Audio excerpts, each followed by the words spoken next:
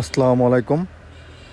কুমিল্লা জেলার হোমনা উপজেলার বড় গাগুটিয়ার ট্রিপল মার্ডারের যে ঘটনা ঘটেছিল 2 দিন আগে, ঘটনার মূল আসামি গ্রেপ্তার হয়েছে। তাকে কুমিল্লাতে পাঠানো হয়েছে।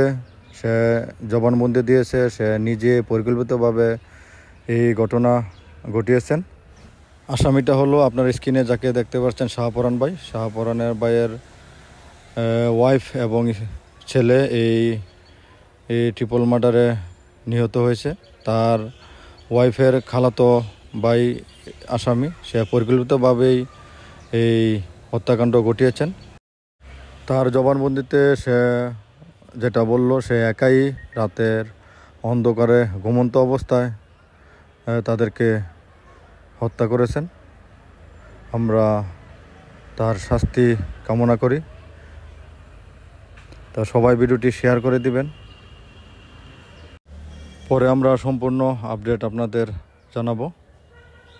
আল্লাহ হাফেজ। আসসালামু আলাইকুম।